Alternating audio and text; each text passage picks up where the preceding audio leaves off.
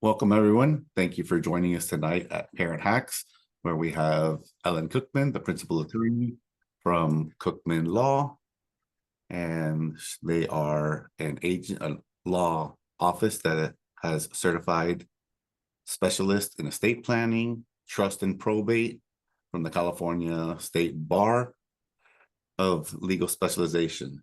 Ellen received her Juris Doctor from UC Berkeley School of Law and her LLM in estate planning, trust, and probate from Golden Gate University.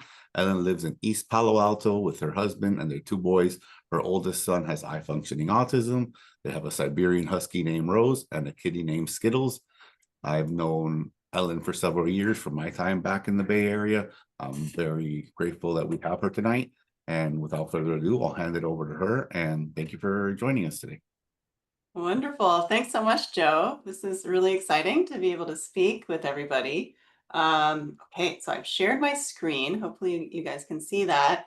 So our subject today is about when your kid turns 18. And I know some of you have kiddos who are, ages 17, 18, maybe 20. And then some have kids more like my kids my kids are now 11 and about to turn 13. And we're just kind of looking ahead to the future, which I think is always a very good thing. So a little bit about me. Thank you, Joe, for the introduction. So I'm an estate planning attorney, and I specialize in special needs planning. So I do both. And again, my older son, Caleb, he has high functioning autism, level 1. He's doing really well, but there's some social cues that are missing, and I don't really know. I don't know how he's going to do in the future. And so we're always looking for great resources to see what our kids need. And when we're looking at special needs planning, I think all of us have the goal, whether we have kids on, with special needs or not, we want our kid to be as happy and fulfilled as possible. We want to maximize their quality of life, and we also want to protect them. We want to protect them from financial predators. We want to protect them from themselves sometimes, and just kind of put a hedge around them. At the same time, we want them to be as independent as possible, to really develop their skills as much as they can. Now, while we're doing that, we also want to maximize the public benefits that they can receive. Even if you're able to leave an inheritance to them, we still want that to last as long as possible. And that means making sure that they continue to receive whatever public benefits they might otherwise get. And we're going to have a focus on that today. Really, what we're doing is we're setting up surrogate parents for our kids, surrogate financial parents. What happens when we're gone? And that's, I don't know about you guys, but sometimes I worry about that at night. Who's going to look after Caleb the way that I do? And finally, even though I'm a lawyer, I hate going to court. And so, some of what we're going to be talking about today doesn't involve the court system at all, and some of it does. But as much as we can, especially in California, the courts are really backed up. It's expensive. It takes a long time. Everything is public when it goes through the court system. So we want to avoid it if we can. So here are the topics we're going to be talking about today. What we're going to talk about a bit about public benefits. Then we're going to dive into special needs trusts and ABLE accounts. So those are really the planning tools that we have. And then we're going to talk more about management and decision making, which is conservatorships and alternatives to conservatorships. Now, what I'd like to do is after we get through each of these, we can pause and answer a few questions. I do want to make sure that we get to the end of the presentation. So, but I also know that when you have a burning question on your mind, a lot of times it's hard to, to continue on and absorb if you don't get your question answered. So I will provide some times that we can pause. Just so you know, I come from a family of lawyers and teachers, so I actually love the interaction, the back and forth. And I understand that this series that Joe and EFRC has put on is really more of that kind of training, approach. So I love that, and I want to keep that going. So first of all, public benefits. And here's the issue, all right? The opportunity. When your child turns age 18, all of a sudden they're an adult, which is kind of funny. If you know a lot of 18-year-olds nowadays, sometimes they're not quite adulting yet, but legally they are an adult. And what this means from a financial perspective is that your money is no longer attributable to them. When they're minors, before they're age 18, if you have any money, it counts as their money. But once they turn 18, your money does not count as their money, and now all of a sudden they're poor. So that means they can qualify for certain public benefits that perhaps they didn't qualify for before. So I'm going to share this next slide, and it's all about the public benefits. Don't get overwhelmed, because I'm going to walk you through which each of the sections means. So here is kind of an overview of public benefits. And the way I think of it is, if your child is able to work and support themselves, usually you get two things when you work. You get an income stream, which is your salary, and you get health insurance. And someday we're going to decouple health insurance from our jobs, but we're not there yet in America. So if you can't work and support yourself, that means that you need an income stream and you need health insurance. And that's what the government is providing to our children who have developmental disabilities or physical disabilities. It doesn't matter as much what that disability might be. You know, is it epilepsy? Is it autism? Is it Down syndrome? It's more, does the disability make it so that they cannot work and support themselves? And by support themselves, I mean basically earn, you know, the minimum wage, you know, what you otherwise might receive. So so there's a few benefits where they look at your assets and your income, and they look to see is that under a certain amount, and if it is, then you can qualify for these public benefits. So the upper left is one of those. We call this needs-based because you need it because you're poor. And the one on the left is the income stream that's needs-based, and we call that supplemental security income, or SSI. What that does is it guarantees you an income. It says, okay, if you have under $2,000 of assets, so it's really low. You have to really be poor. If you have under that, it'll supplement whatever income you're receiving up to about $1,200 a month. So if you're not getting any other income, then you can get $1,200 a month. If you're getting some other income, then kind of depends which type it is. If you're earning some money, then it decreases your SSI by 50 cents. So every dollar of earned income decreases SSI by 50 cents. Every dollar of unearned income is dollar for dollar, it decreases SSI. Now, if you get even $1 of SSI, you automatically qualify for Medi-Cal, which is California's version of the federal Medicaid system, okay? And also under that Medi-Cal umbrella is something we call IHSS, which is in-home supported services. And that's basically if your child has trouble with their activities of daily living and they need support at home, then you as a parent or somebody else can get paid to take care of your child, but they have to qualify for Medi-Cal. Now, Medi-Cal used to have a resource limit that was the same as SSI of $2,000 a month. But last year, California got rid of that. So now there's no resource limit at all. Our worry is that under the current administration that's basically gutting Medicaid, that California is going to bring that resource limit back. But that hasn't happened yet, and we're hoping it doesn't happen, but we don't know yet, okay?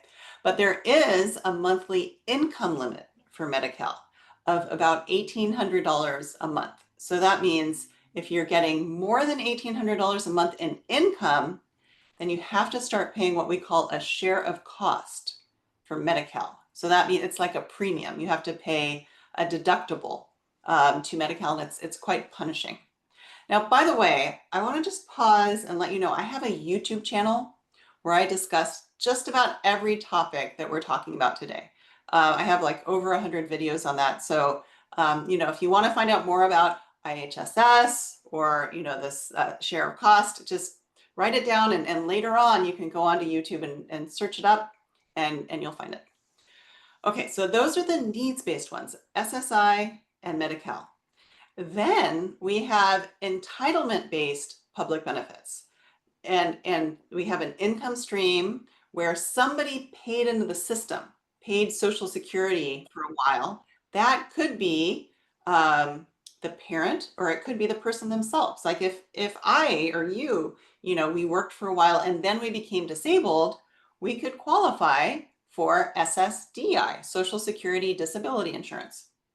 Now, similarly, if a parent works for a while and then they retire, they get their Social Security. And if they have a child who became disabled before age 22, then that child can receive half of what the parent is getting in retirement at the same time that the parent's getting the full amount. It doesn't decrease the parent's amount, okay? So it's a really great benefit, and you don't have to have under $2,000 of countable assets to qualify for child disability benefits. That's one that the government doesn't really tell you about, so you do have to pursue it.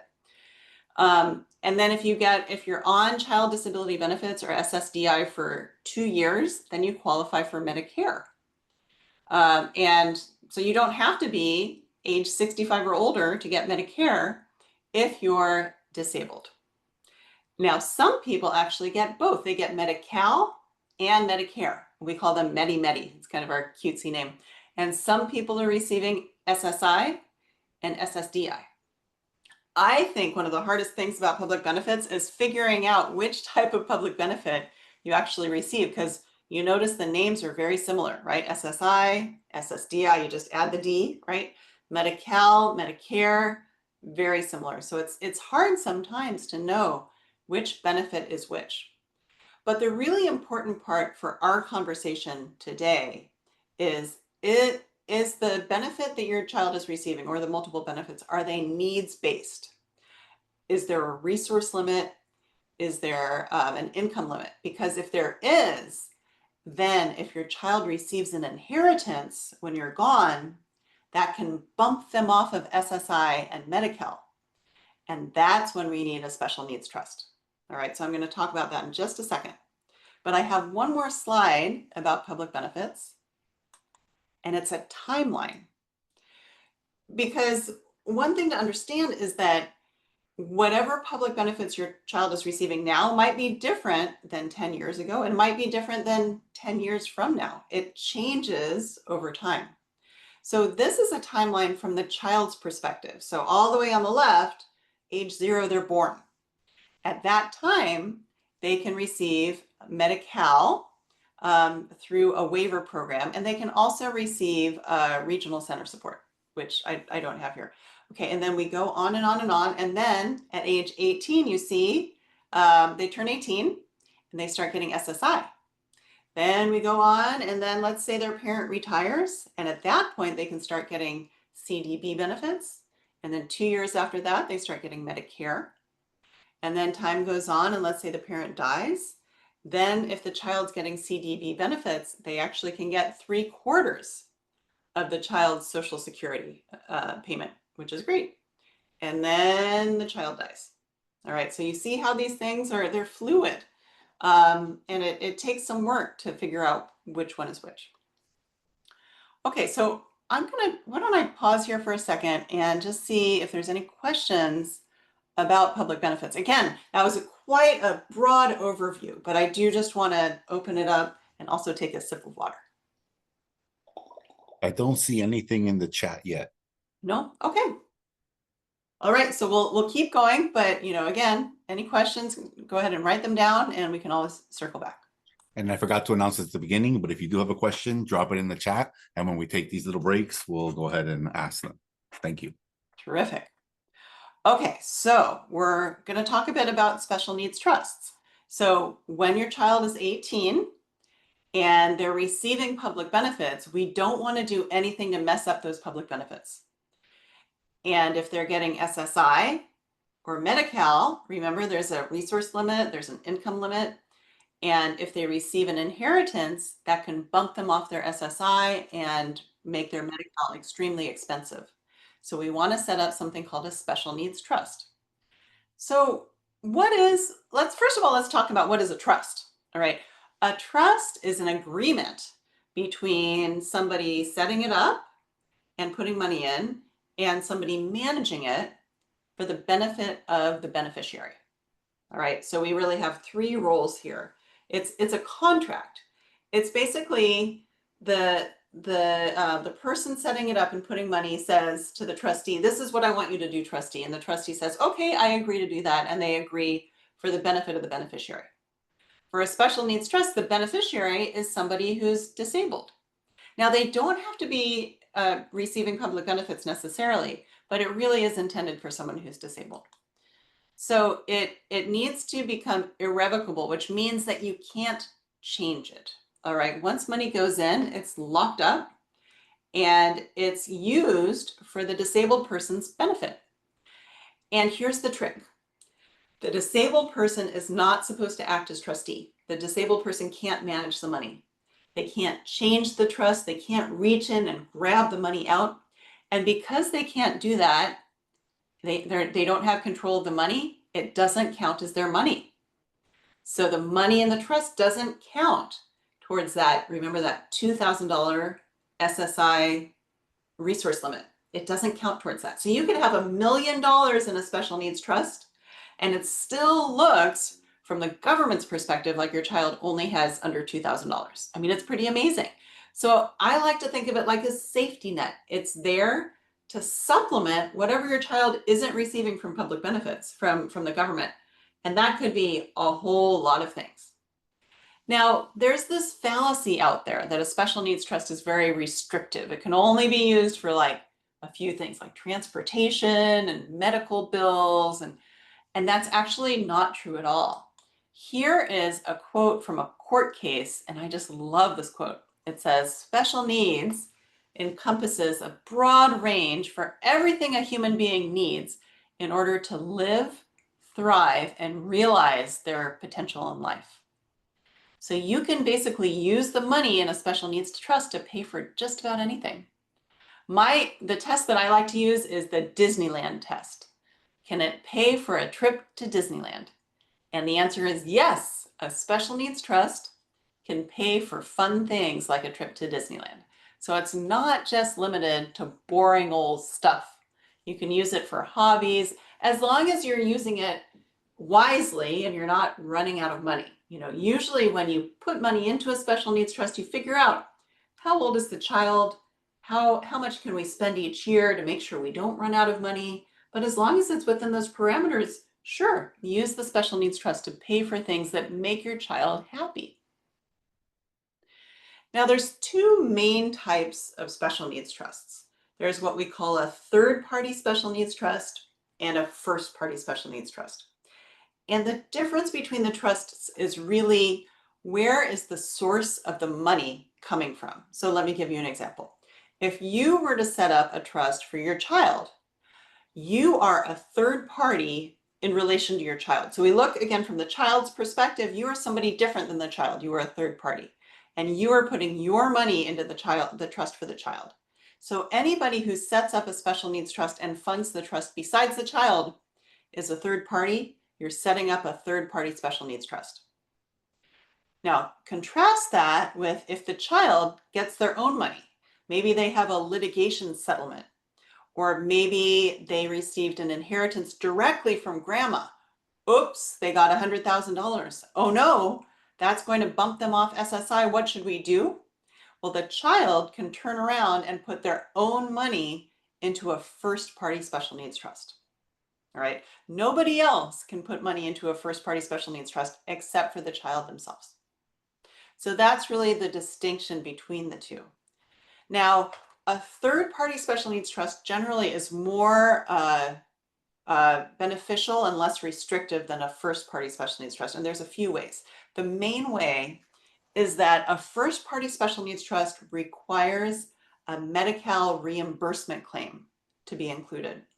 So that means when the child dies, Medi-Cal wants their money back, and they can bring a lien or a reimbursement claim against the remaining money in the first party special needs trust and get paid back for anything that Medi-Cal paid out for the child's benefit during the child's lifetime. And this is after the child dies.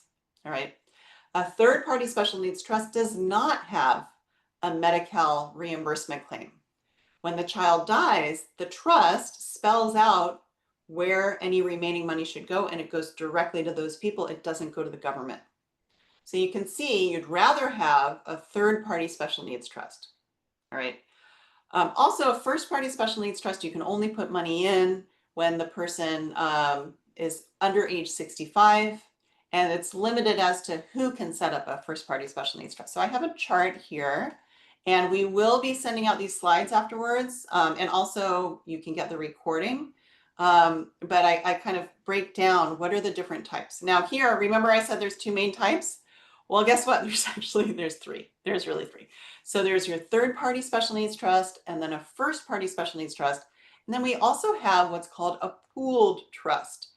A pooled trust is basically a nonprofit organization that's pooling together a lot of small trusts. Okay, they could be first party, they could be third party. Usually they're first party special needs trusts, but then they have like one manager, and it's a big trust agreement, and then you sign a joinder. So it operates a little bit differently.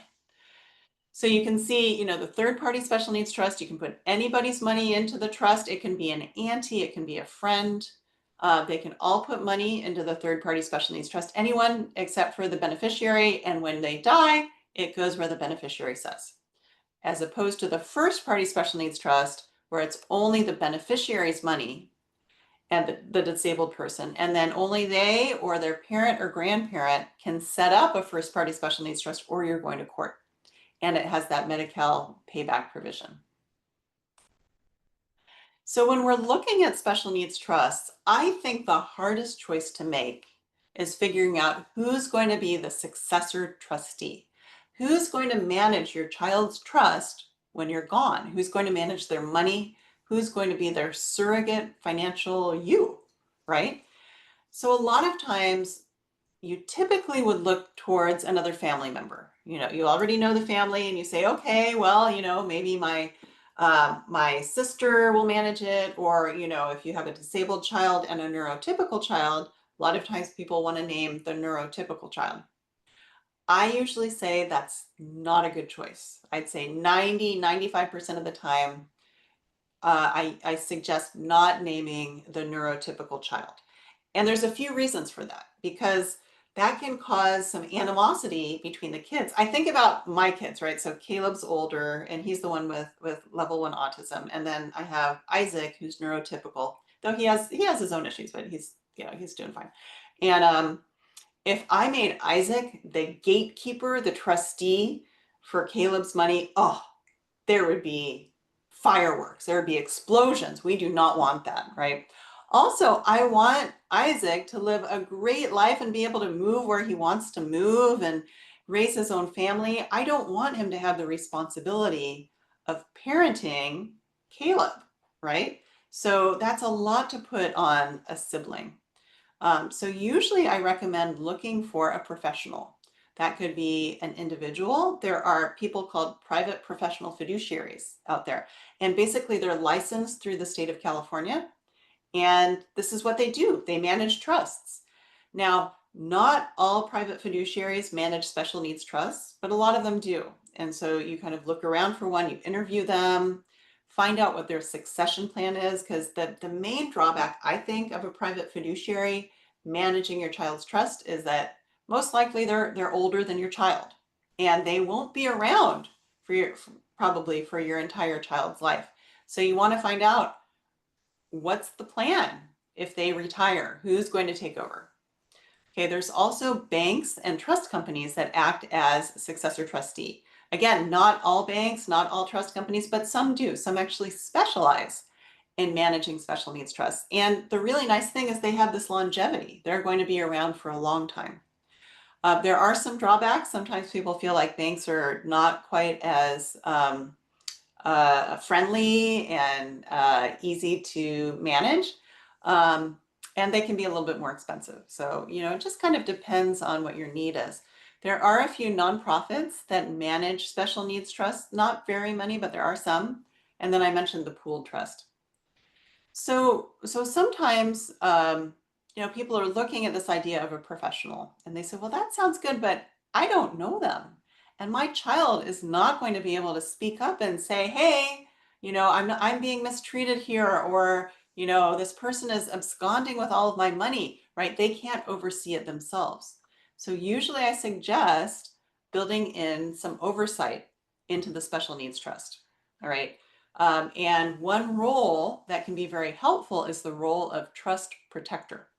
So this is somebody who has the power to receive yearly accountings to see how the trust is being managed. And they can access the books, and they can remove and replace the trustee. So if the trustee is not working out, if there's problems, then they can get rid of them and get a new one. This role, this trust protector role, is usually the role that I recommend for the neurotypical sibling, right? Because it's really like a once a year check-in oversight role.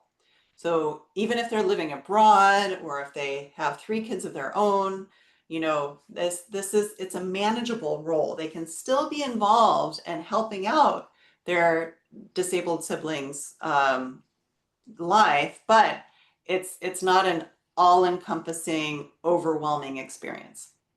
You can also name co-trustees, like you can name a neurotypical sibling as co-trustee with a bank, for example.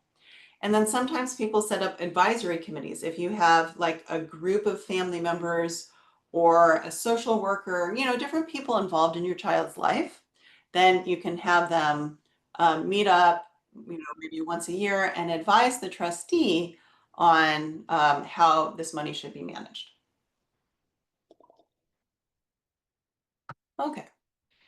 So one thing I always recommend that people write is something called a memo of intent.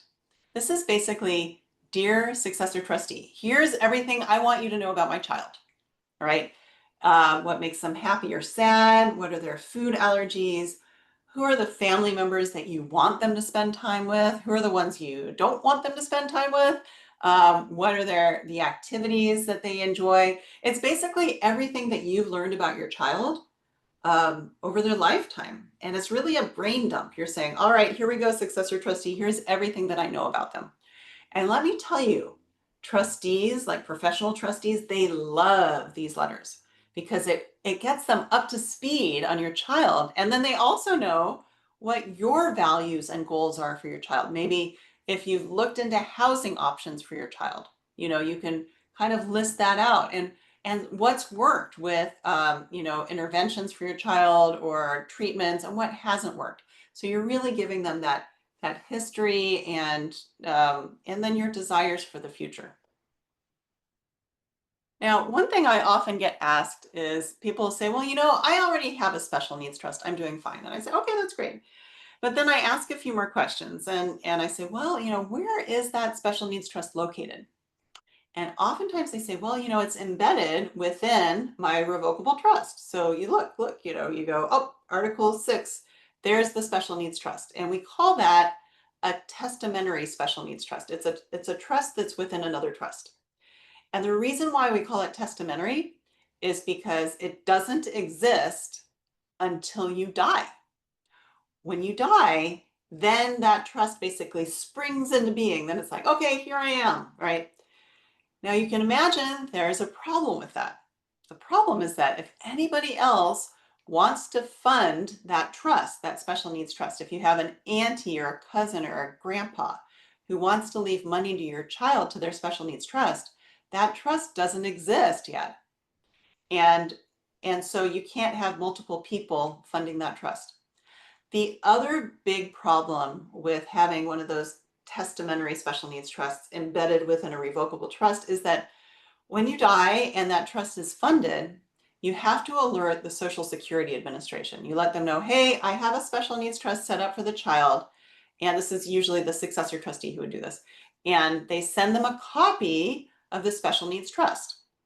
Well, you can imagine if you send a big old revocable trust to Social Security Administration and you say, well, see Article 6, that's where the special needs trust is.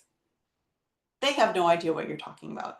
They don't review trusts regularly for a living. And sometimes they actually make you cut and paste, the sections that relate to the special needs trust. You don't want to do that. So usually what I recommend is doing something called a standalone special needs trust. So this is a special needs trust that's separate from your revocable living trust to avoid probate. All right, this is a trust and it's all on its own, and it can be funded at any time. And it's much better for those two issues, you know, that if somebody wants to make a gift or a bequest to the trust, and also it's much easier to be reviewed by Social Security Administration. Now, from a timing perspective, usually you still don't fund the special needs. You wouldn't put money in the special needs trust. There's usually not much need for that, okay? Because while you're alive, you are the special needs trust. Just like right now, you provide everything that your child needs. You're paying for things directly. You don't need to put money into the special needs trust and then have it pay for things.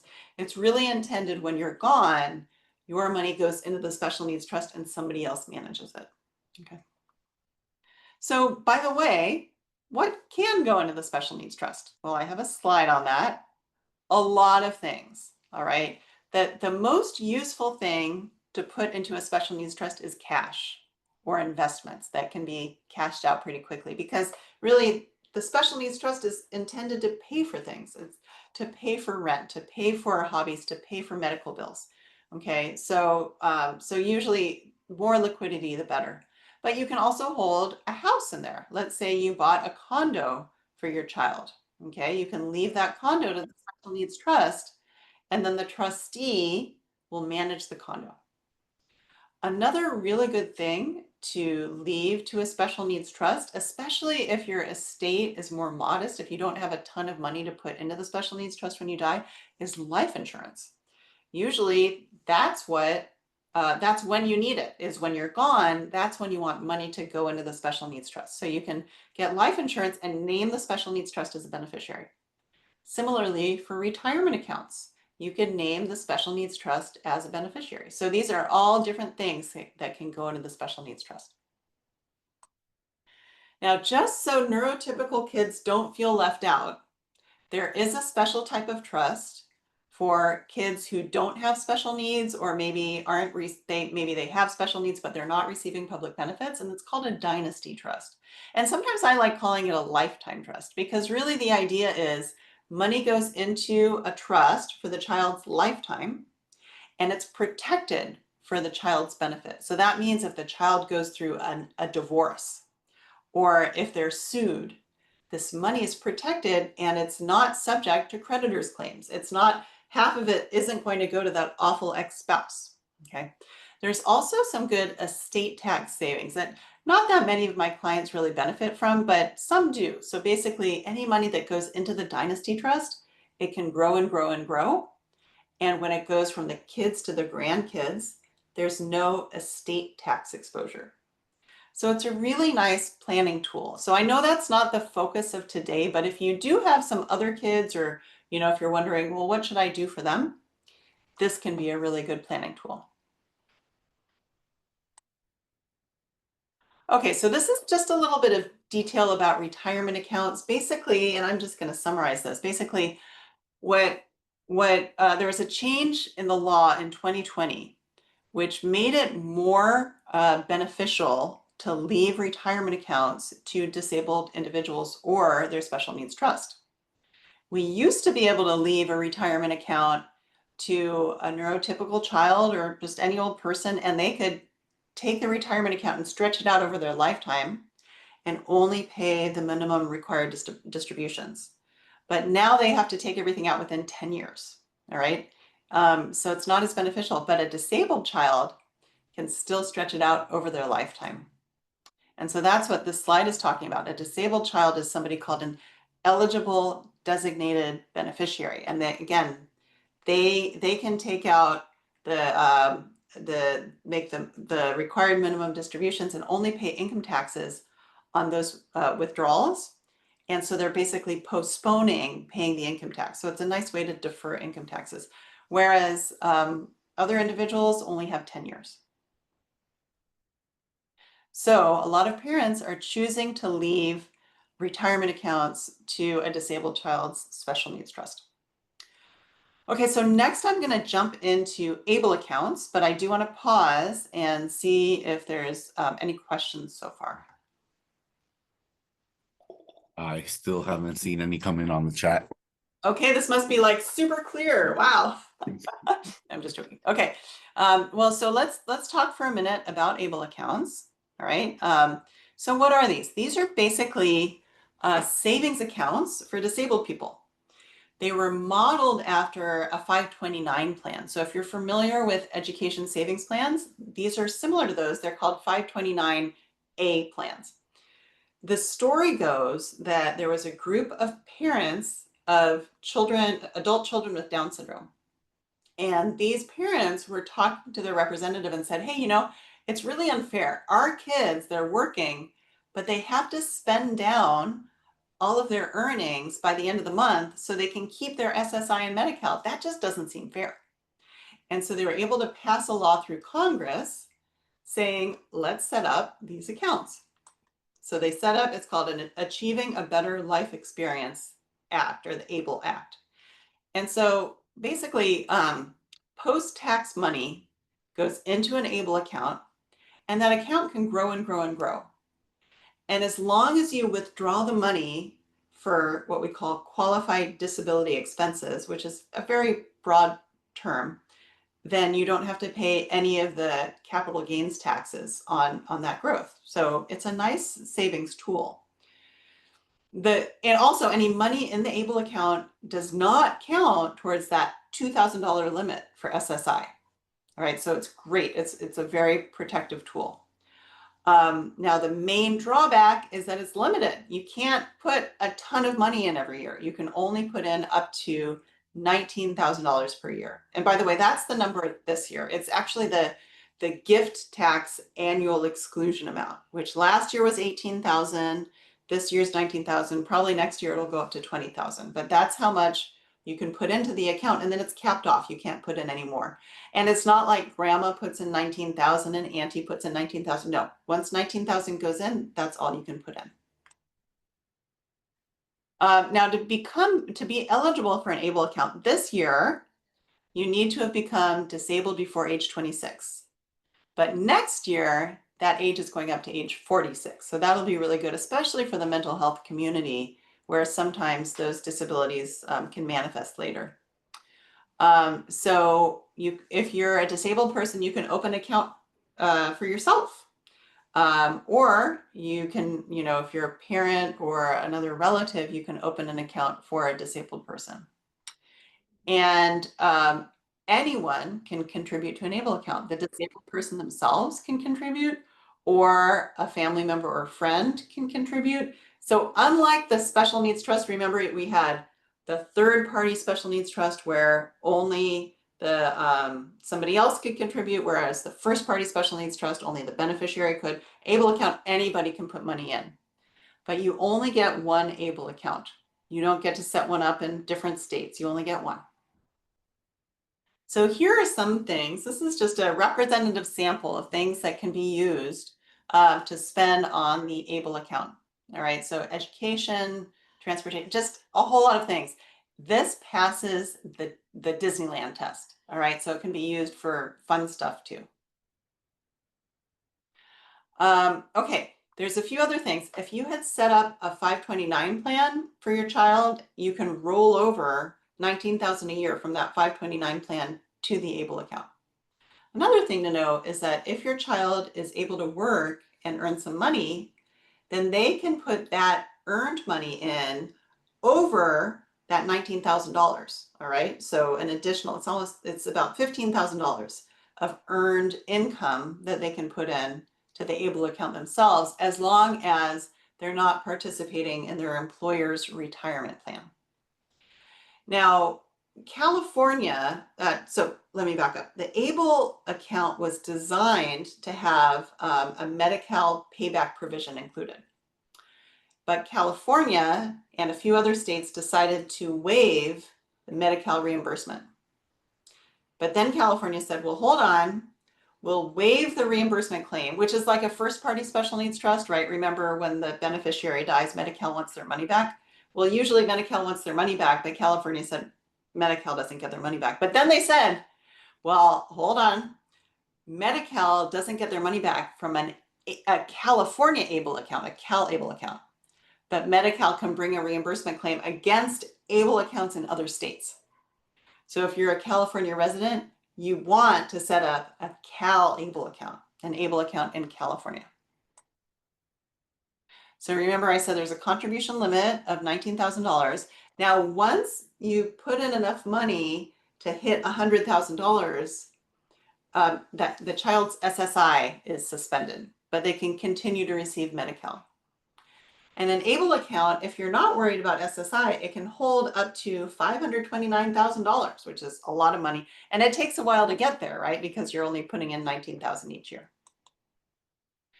Now there's like 8 different investment options on the ABLE account website. So it only holds cash. You don't put, unlike a special needs trust, you can't put a house in there. You can't put investment accounts. It just holds cash. So you might be thinking, well, this sounds great, Ellen. Where do I set it up? You go online. So first, but before you go online, you have to go to a bank and set up an account for your child. All right.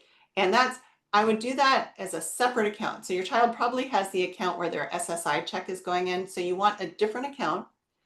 And then you go online to calable.ca.gov, and they're going to ask you some information. They'll ask you for your child's social security number. If you are managing it, they'll ask for your social security number. And then they also ask you for that account number and routing number of the account that you set up for your child at whatever bank you like. Okay. And basically, the ABLE account is run by Vestwell. And Vestwell will talk to the bank where the money is housed. Okay, like Wells Fargo or a credit union. So they talk to each other. So don't go to Wells Fargo and say, I want to set up a Cal-ABLE account. They won't know what you're talking about. You set it up online, and then, but the money, you hold the money at the bank of your choice. Now, to get money out of the ABLE account, you get a Visa debit card. It's a prepaid card, and that's what you can use to spend money. So I have this nifty little chart here, and I'll have this, again on the slides. And then I have a couple slides here that I'm just going to skip over for now. It's kind of fun ways to use ABLE accounts. But I do want to pause because I do want to have a few minutes to talk about conservatorships and the alternatives. So let me just pause and see. Any questions? Anything?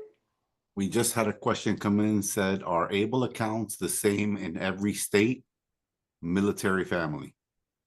Okay. So they vary. It really depends. The basic stuff is the same, like the $19,000 cap. The fees might be a little bit different in different states.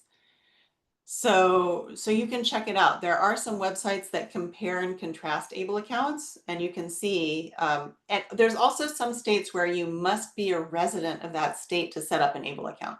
For California, you don't have to be a resident. So even if you're a resident now, and by the way, I have on my team, I have 2 military spouses who live in San Diego. So I know there's a large military community there. If you're living there now and you set up a Cal-ABLE account and then you move to a different state, you can keep your Cal-ABLE account, or you can transfer to a different one. Okay, any other questions? No, that was the only one that's come in so far. Okay, so let's touch on conservatorship. So one thing that we talked about is when your child turns 18, all of a sudden they're an adult and your money is not attributable to them. The other thing that happens when they turn 18, they're an adult and you don't get to make decisions for them. Well, you might still be needed to make decisions, right? I mean, it's not like you become an adult and all of a sudden you're this great decision maker, right? I mean, we know that's the prefrontal cortex isn't quite developed yet. So what can we do? How can we protect our children? How can we continue to help them make decisions? One option is a conservatorship. And I'm just going to give you like a very brief overview. Some of you might already be familiar with this. But this is basically where you tell a court, because it always goes through the court process. You tell the judge, hey, judge, I don't think that my child is able to make decisions on their own. I want you to take away their ability to make decisions, and I want you to impose my ability to continue to make decisions for them. That's basically what a conservatorship is. Now, there's three main types. There's regular conservatorships. That's usually like an elderly person with dementia, or also Britney Spears. That was a regular conservatorship. Then we have something called a limited conservatorship, and that's most likely what your kids, as long as they have developmental disabilities and they're a member of the regional center, they could get a limited conservatorship. And then there's an LPS conservatorship, and that's for those with grave mental health challenges. Okay. So to get a limited conservatorship, you basically follow, a certain procedure. You have to file a petition with the court. Again, remember at the beginning, I said, I hate going to court. I don't do conservatorships anymore because I hate going to court, but you do have to go through court. So you file a lot of paperwork to the court, and also a doctor needs to fill out some paperwork talking about your child's ability to make decisions. All right. You give notice to a lot of other family members just in case they want to be conservator instead. You also give notice to the child, and that's called serving the citation. Now, your child will be appointed an attorney themselves, and that could be a public defender, it could be a private attorney, it depends on the county where you are. Then the regional center will write a report, and the court investigator will come. So that's basically, an agent of the court comes and interviews you and interviews your child. Everybody's making sure that the conservatorship is actually the right step for your child, because again, you're taking away their rights to make their own decisions. And so that's a big step. And then there's a hearing and the judge decides. Now, the reason why this is called a limited conservatorship is because we want disabled individuals to be as independent as possible. And so we're saying, okay, there's 7 powers that you can ask for, right? You can ask for deciding where they live, accessing their records, entering into contracts, deciding about marriage, making medical decisions, social and sexual relationships, and also education decisions. Now, a lot of courts won't allow numbers 4 or 6. They want children to make, and when I say children, I mean adults, adult children. They want them to make decisions about getting married and their social and sexual relationships. So usually you would ask for the 5 powers. So, boy, I've had a lot of conversations with parents where they ask me, Ellen, does my child need a conservatorship? Well, there's some pros and cons, and I don't think it's a slam dunk either way. If your child has developmental disabilities, if they're a member of the regional center, it's not like a knee-jerk reaction. Yes, they need a conservatorship. Although you may hear that from other people, but that's just not my approach. I think there are some good things about conservatorships because, it really protects children from financial predators or from their own decision making. It also can be necessary if you have a child who has very low capacity, like maybe they're at a 3 or 5-year-old understanding level and they just can't conceptualize things, then you might need to conserve them, or maybe they're nonverbal and can't communicate. But I find this last bullet point is one reason why parents often do it, is because they're just afraid of the unknown, and they're afraid that their child will end up in situations that they don't know how to handle. I don't know if that's a great reason, to be honest. But I know we want to protect our children. So again, it really depends on your own situation. Now, there's some cons with having a conservatorship. It's expensive. You have to go through court. And really, you're taking away that child's rights and you're disempowering them. There have been studies that show that kids under conservatorship are more likely to be taken advantage of because they're just not using their own decision-making powers as much. So it can lead to more abuses. And also, it's not available to everybody. It's just for the members of the regional center. So if you decide, well, maybe a conservatorship isn't right, but what else is there out there, Ellen? What should we look at? Well, the first thing is called supported decision-making. And this has become a lot more popular recently. Okay, so it helps individuals to make their own decisions. So basically what you're doing is you're setting up a bunch of adults around the child, and the child is saying, hey, adult, I want you to help me make this decision and that decision. Let me give you an example. When I was going through law school, my dad helped me make decisions about law school. He was a law school professor and the dean of a law school. And so I would ask him questions about law school and he would advise me. And then I'd make my own decisions, but he would advise me on that. Now, I chose him for an advisor about law school. I did not choose him to advise me about my dating life. I had other friends who helped me with dating and all of that. I was single at the time, okay? But so similarly, your child will pick and choose the different people in their lives who can help them make decisions, okay? And then basically they enter into a contract so that adult understands their role. Hey, my role is to help support this child with making decisions. So as I said, this really already describes the way we make decisions, and it's less restrictive than a conservatorship. By the way, nowadays, if you file for a conservatorship, you have to explain to the judge why supported decision-making is not good enough for your child. They want to default to supported decision-making now. Now, one great thing about supported decision-making is we are really focusing on building up the child's decision-making abilities. Okay, so their choices are respected, and we're really helping them with self-determination, and there have been much better life outcomes with this. Again, it's not perfect for everybody, but that's one reason why there's more of an emphasis going away from conservatorship and towards supported decision-making. So here's an example of an agreement. This is one done by ACLU. I don't think California has a supported decision-making agreement yet, but this is an example. So basically the child fills in their name and they are the decider. They're the ones making decisions, okay? So the first page, bottom of the page, they give all of their information. And then the second page, they list, hey, this is one supporter that I want. So they put their name and their number. And then there's a whole list of things that supporter can help them with, right? So it might be, making good choices around the house, might be, choosing when to go to the doctor or dentist. And so they choose, hey, these are the things I want this person to help me with. Now, but again, remember, the decider makes the ultimate decision. So then there's a couple other approaches. If your child is not conserved, then they can still, and everybody should, sign a durable power of attorney once they turn 18. And this is basically them delegating to you the authority to make decisions on their own. So it's like a voluntary conservatorship. They're saying, hey, I'm going to let you, well, not really, because they still get to make their own decisions, but they are also allowing you to make decisions on their behalf.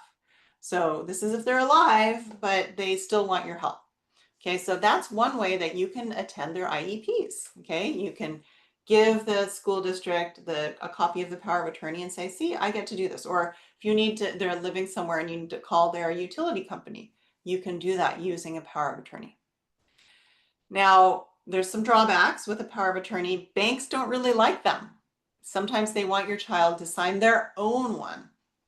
And also, if your child decides that they don't like your decision, they can say, hey, I don't want you to use that power of attorney anymore. So again, it's voluntary. They can take it back. Then we have an advanced healthcare directive.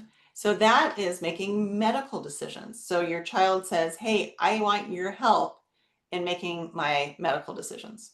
And so it allows the parent to go to talk to the doctor, access their medical records, or if the child's unconscious, they get to carry out the child's wishes, okay? The child can spell out their decisions, like if they're in a coma, do they want to be kept alive or let me go? But a lot of kids don't understand that situation, so you don't have to do that. This document could just name a parent and just say, hey, my parent gets to help me with these things. And again, it can be revoked by your child. So that's the drawback of this. All right, so that's the conservatorship. And then some other alternatives: supported decision-making plus durable power of attorney, advanced healthcare directive. All right, so I've dumped a ton of information on you. So sometimes it's helpful just to say, okay, well, what should I do with all this, right? So I usually suggest, look over your own estate planning documents and see how they stack up. See if you think you might need a review. And you can reach out to our office if you need some updates or you have questions. And I also ask you to share any information that you found beneficial. Go ahead and share it with a friend or family member. So this is about our office. So we're in Palo Alto, but we serve people all over the state. We're a virtual firm. So we do a lot of meetings over Zoom. 3 attorneys, 3 paralegals. So, we love helping people. Again, we don't do conservatorships, and we also don't help with public benefits applications. But we love helping with estate planning, special needs planning, trust administration. And then finally, I have a QR code. If you're not on your phone, but if you're on a computer, you can scan that, or I think we can put in the chat a link. So if you want to be added to our newsletter, we send out great information once a month. And I wanted to mention, if you do end up coming in and we help you out, then we will be happy to make a donation to EFRC, a $300 donation. Yeah, Moira's like, yeah. So thank you. So I want to pause now and open it up for questions. There was one question that came in and it said, expensive question mark. Is there one-tier pricing for CA courts? Is there public/legal money assistance available to file a limited conservatorship? Good question. Okay. So the fees can be waived if the child is age 18 and if they're receiving public benefits. Okay. So yes, usually it's like a $400, $450 filing fee. Now, I'm not sure about Moira, please talk about that. I was going to say, I'm happy to drop in the chat. Typically, if a family is interested in pursuing a conservatorship, a limited conservatorship, that is, the Legal Aid Society of San Diego runs a conservatorship clinic. It is located at the Hall of Justice, so you do have to make a trek to downtown San Diego to get the assistance, but it is free, and they do really kind of coach people through. It's really more detail and tedious than like really complicated, but they definitely are very experienced at helping lots and lots of families get through the process. I'll put that link in the chat. Awesome. Wonderful. Okay, any other questions, thoughts? Oh, and by the way, I did mention I have a YouTube channel, so please like and subscribe. And then also, if you're on social media, if you're on Facebook or LinkedIn, please look us up and connect. We always enjoy that. Well, I think Maura earlier in the chat dropped in a link to your YouTube channel and told people to like and follow. Okay. Maura is so much better at supporting these presentations than I am when I'm supporting the ones that she puts together. I was going to say, you're doing all the technology. It's so much easier. Like before you even got to the healthcare directive form, it's like, I know what's coming. Like instantaneously dropped it into the chat as you were. It's like you guys had rehearsed or something. I know, we're both like, so there is a question, if I can keep asking questions. We're like 1 minute over. So this is going to probably be our last question. And I do see one more question about HEMIT. And if you want to direct message Joe, we can do a little more research, but I'm pretty sure that the Legal Aid Society pretty much does theirs at the Superior Court. So the question, though, for Ellen is, do you recommend going to a Social Security, an SSI or SSA specializing attorney if denied in a resident state or here? Yes, I do. And here's why. All right. Only about 40% of all SSI applications are approved, but about 50% of all SSI appeals are approved. So you actually have a better chance on appeal. But I recommend not just appealing it, because you have to kind of show, oh, here's some extra information that if you had this information, you would have agreed to it. So yes, it's really worth it. And the way that attorneys, and I don't do this type of work, but the way that attorneys typically are paid is they are paid a percentage of whatever you recover. So you don't have to pay any money up front usually. Usually you know, once you get the recovery, maybe they get, I don't know, 20, 30% of whatever money you recover up front.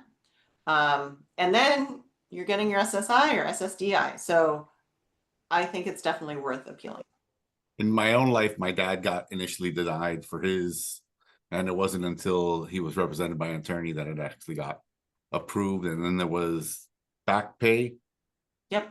including for me and my sister, who were minors at the time when they first denied him, even though we were adults by the time that whole thing went through or whatever. There you go. Yeah. So it really is worth it. That's a great story. All right. Well, we would like to thank you, Ellen. We would appreciate you spending your evening with us and expertise. Thank you very much.